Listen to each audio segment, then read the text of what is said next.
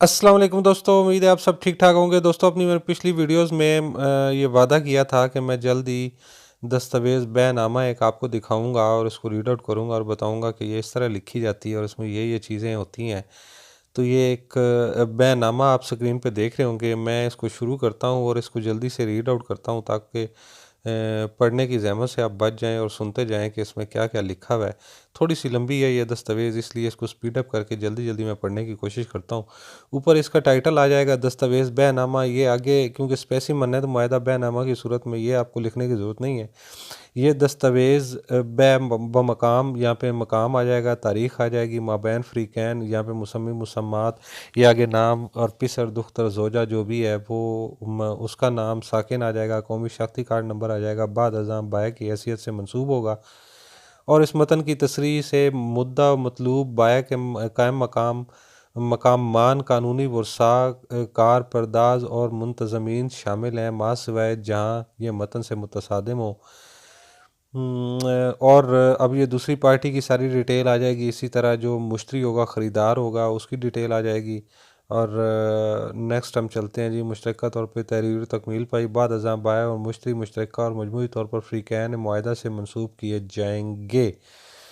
यहाँ से स्टार्ट होता है जी एक्चुअल इसकी जो तहरीर है। जबकि बाया काबिज़ व मलकी कतः ज़मीन बजरिया दिश पैमाइश दिश वाक़या, आगे खाली जगह यहाँ पे ये फिल करनी है, जिसके कवायद जदवल में बयान करदा हैं। अब वो जदवल भी मैं आपको आगे दिखाऊंगा कि उसमें क्या इन्फॉर्मेशन होती है, जिसे इस बैनामा के लाजमी अंसर के तौर पर पढ़ा जाए। बाद अज़ां जायदाद से मंसूब होगा और बाया कानूनी तौर पर इस मुतज़क्करा बैनामा मुतज़क्करा बैनामा में हमरा मुश्तरी दाखिल शामिल होने का मजाज व हकदार है।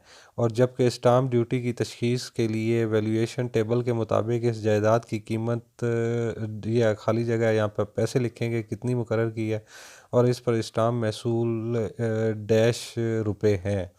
और जबकि फ़रीक़ैन के माबैन मोरखा, यहाँ पे डेट आ जाएगी, जायदाद की बाबत मुआहदा बै में तय पाया।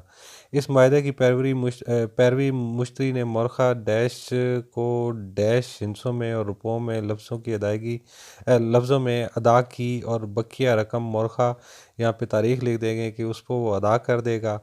हिस्सों में और लफ्ज़ों दोनों में आ जाएगी। बतौर मुकम्मल एवज़ ज़र बदल व मुताबिक मुआहदा बै अदा की है और फ़रीक़ैन की बामी रजामंदी से बैनामा दरज़ैल शराइत पर तय पाया है। वो तो स्टीरियोटाइप सी वो ऊपर चीज़ें थी। एक्चुअल जो ये शराइत आ रही हैं ये बहुत इंपॉर्टेंट हैं, और आप दोस्त ज़रा इसको गौर से देखिएगा और याद रखिएगा कि इसमें क्या क्या होता है। बाय ने जायदाद मज़कूर मुश्तरी को फ़रोख्त कर दी है और मुश्तरी ने जायदाद मज़कूर बिल एवज़ कुल ज़र समन मुआहदा। अब यहाँ पे रकम आ जाएगी इतने हिस्सों में और लफ्ज़ों में। सिर्फ काबिल अदायगी बनाम बाया ख़रीद की है, कीमत फ़रोख्त जायदाद की कहलाएगी। अब जो भी वो ऊपर ये लिखना इसलिए ज़रूरी है ताकि रजिस्ट्री के वक्त वो जायदाद की कीमत के मुताबिक क्योंकि होती है, तो ये जायदाद की कीमत इधर लिखी जाएगी जिसके एवज़ उसने बेची है। मुश्तरी की जानिब से कीमत फ़रोख्त की अदायगी और मनजानिब बाया बैन रसीद अदायगी जिसे बाया गैर मशरूत तौर पर तस्लीम कर चुका है, और बाया ने जायदाद मज़कूर से मुतल्लिक़ तमाम मफादात व हकूक़ बहक़ मुश्तरी हवाले और तफ़वीज़ कर दिए हैं। अब देखेंगे कि इसकी एक एक लाइन बड़ी परफेक्ट और उसमें सारी चीज़ें कवर हैं। ये जो ब्रैकेट में लिखा हुआ है जिसे बाया गैर मशरूत तौर पर तस्लीम कर चुका है, अब कीमत फ़रोख्त की अदायगी और जितना भी वो जो रसीद है अब वो इन क्वेश्चन नहीं कर सकता, क्योंकि इसके नीचे इसके थंब इम्प्रेशन और इसका दस्तखत वगैरह आएंगे, तो अब वो रसीद किसी तौर पे भी फर्दर उसको कहीं भी वो ये नहीं कह सकता कि जी ये मैंने इशू नहीं की। बाया तहरीरी इजाज़त से पेश कुंदा है कि जायदाद मज़कूरा अब मुतज़क्करा दिन तक रैन इस्तकाक कुर्की और किसी भी किस्म की ज़ेर बारगी से मुबर्रा मुश्तरी के हवाले की है। मतलब अगर वो ऐसा नहीं है तो फिर उस पर काफ़ी सारे एक्शन हो सकते हैं। तो ये लिखना भी ज़रूरी होता है कि किसी किस्म का कोई उस पर बार मौजूद नहीं है। बाया रज़ा और रग़बत रज़ामंद है कि मुश्तरी को जायदाद मज़कूरा से मुतल्लिक़ बाया की तरफ से किसी पेश कुनंदगी की तहरीर से पहुँचने वाले तमाम नुकसानात का ज़िम्मेदार होगा, और इस मुतज़क्करा जायदाद के लिहाज से तलाफ़ी बेवज़ हर्जाने का पाबंद होगा। समझ आ गई आपको? अब वो अगर इसमें किसी किस्म का कोई बाहर निकलेगा या उसको नुकसान पहुंचेगा तो उसका भी वो पाबंद होगा डेफिनेटली। ये क्योंकि मैं इस पे अभी राइट और लाइबिलिटीज़ वाली वीडियोस बना चुका हूँ सेलर और बायर की, उसमें ये उस कानून के हवाले से बिल्कुल परफेक्ट तहरीर है। बाय हल्फन रजामंद है कि किसी भी वक्त कोई नुकसान जो जायदाद मज़कूरा को बाय की हकीयत में वाक़या या दरियाफ्त हो तो बाय मुश्तरी को इस नुकसान या ज़रर को बेवज़ हर्जाना पूरा करने का पाबंद होगा। मुश्तरी को इख्तियार होगा कि बर बनाए दर्ज बाला वजू बाय मुश्तरी से फ़ौरन जायदाद मज़कूरा बाज़ारी कीमत पर दोबारा ख़रीद करे।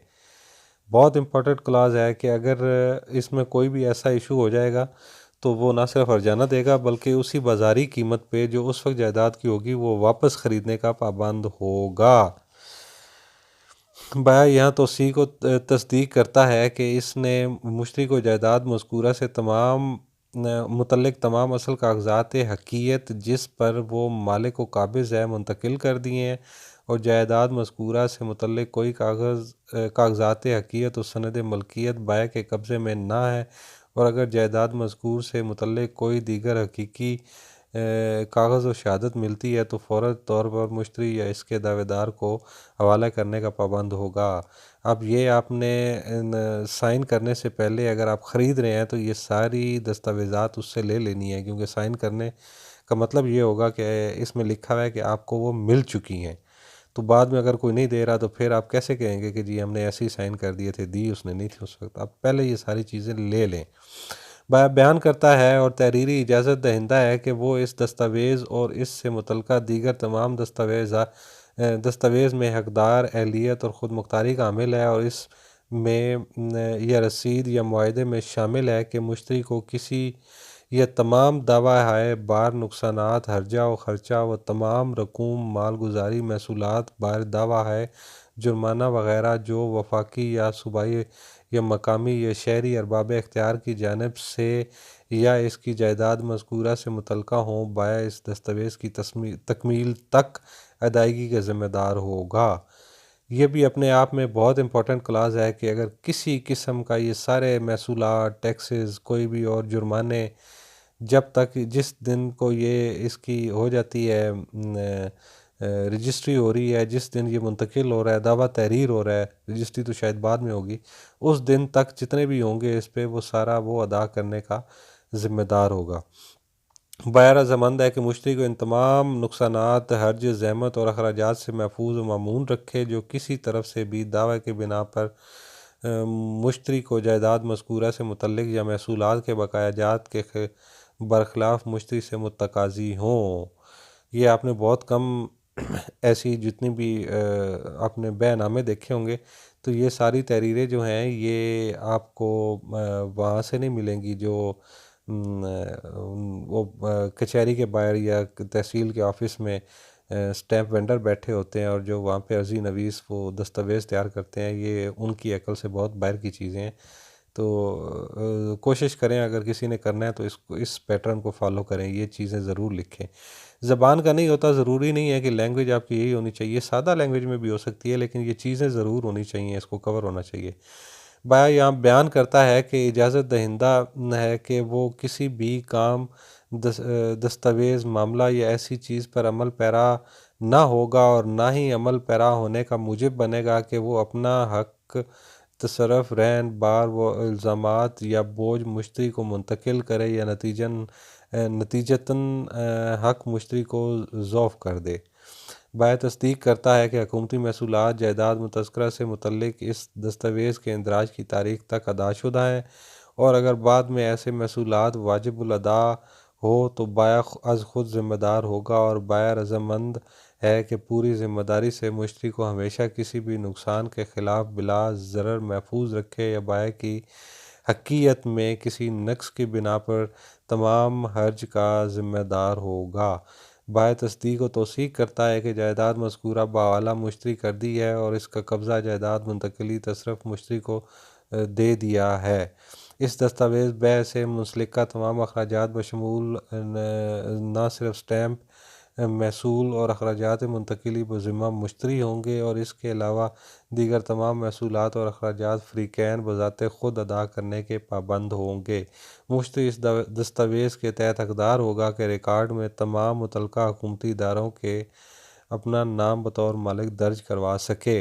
और यहाँ बाया मुश्तरी के साथ मज़ीद बरा मुआहदा है कि जब कभी मुश्तरी ख्वाह हो तो बाया तमाम अफ़ाल, दस्तावेज़ात, तहरीर और दस्तखत और तकमील के लिए लाज़मन पाबंद होगा ताकि बहक मुश्तरी जायदाद की मुंतकिली बराए तकमील मुआहदा हो सके।